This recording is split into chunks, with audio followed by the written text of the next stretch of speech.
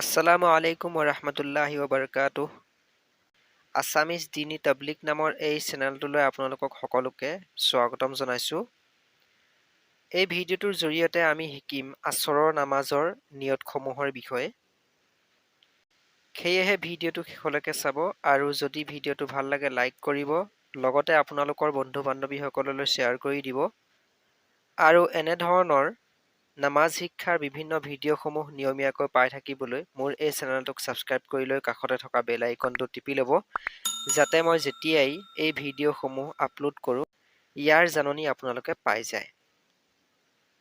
আৰু যিসকল ব্যক্তিয়ে ফজৰৰ নামাজ আৰু জোহৰৰ নামাজৰ নিয়তসমূহৰ বিষয়ে ভিডিঅ'সমূহ চোৱা নাই, মই ইয়াৰ লিংক এই ভিডিঅ'টোৰ ডিছক্ৰিপশ্যনত দি দিম, তাত গৈ আপোনালোকে চাই ল'ব পাৰিব।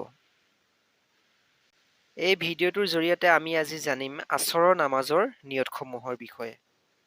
বন্ধু-বান্ধৱীসকল, আচৰৰ ৱক্ত আৰম্ভ হয় জোহৰৰ ৱক্ত শেষ হোৱাৰ পিছত, অৰ্থাৎ সূৰ্যাস্তৰ আগলৈকে থাকে। আৰু এই আচৰৰ নামাজ হ'ল 8 ৰাকাত। সুন্নতে গাৰ মকাইদা 4 ৰাকাত। এই নামাজ পঢ়িলে সৱাব হয় আৰু নপঢ়িলে গুনাহ নাই। ইয়াৰ পিছত হ'ল ফৰজ 4 ৰাকাত, বাধ্যতামূলক হয়।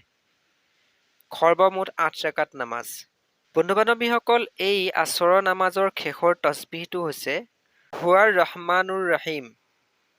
ইয়াৰ অৰ্থ হ'ল তেওঁ অত্যন্ত দয়ালু আৰু মেহেৰবান। আৰু এই তসবিহ 100 এবাৰ পঢ়িব লাগিব। বন্ধু-বান্ধৱীসকল, আচৰৰ সুন্নত 4 ৰাকাতৰ নিয়তটো হৈছে নাৱাইতুৱান উছাল্লিয়া লিল্লাহি তাআলা আৰবা ৰাকাতে সালাতিল আসৰি সুন্নতু ৰসুলিল্লাহি তাআলা মুতাৱাজ্জিহান ইলা জিহাতিল কাবাতিশ শৰীফতি আল্লাহু আকবৰ।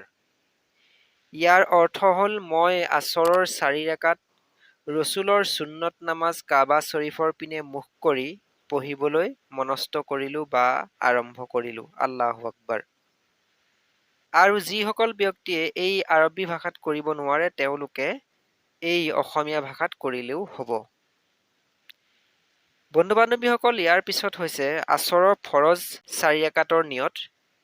নাৱাইতুৱান উছাল্লিয়া লিল্লাহি তাআলা আৰবা ৰাকাতে সালাতিল আসৰি ফৰজুল্লাহি তাআলা মুতাৱাজ্জিহান ইলা জিহাতিল কাবাতিশ শৰীফতি আল্লাহু আকবৰ। ইয়াত অসমীয়াৰ অৰ্থ হ'ল মই আচৰৰ 4 ৰাকাত আল্লাহৰ ফৰজ নামাজ কাবা শৰীফৰ পিনে মুখ কৰি পঢ়িবলৈ মনস্থ কৰিলোঁ বা আৰম্ভ কৰিলোঁ। আল্লাহু আকবৰ। বন্ধু-বান্ধৱীসকল, এয়াই আছিল আজিৰ আচৰৰ নামাজৰ নিয়তসমূহ। যদি ভিডিঅ'টো চাই ভাল পালে লাইক কৰিব, লগতে আপোনালোকৰ বন্ধু-বান্ধৱীসকললৈ শ্বেয়াৰ কৰি দিব। আৰু এনে ধৰণৰ ভিডিঅ'সমূহ নিয়মীয়াকৈ পাই থাকিবলৈ মোৰ এই চেনেলটোক ছাবস্ক্ৰাইব কৰি লৈ কাষতে থকা বেল আইকনটো টিপি ল'ব। ভিডিঅ'টো সম্পূৰ্ণকৈ চোৱাৰ বাবে ধন্যবাদ।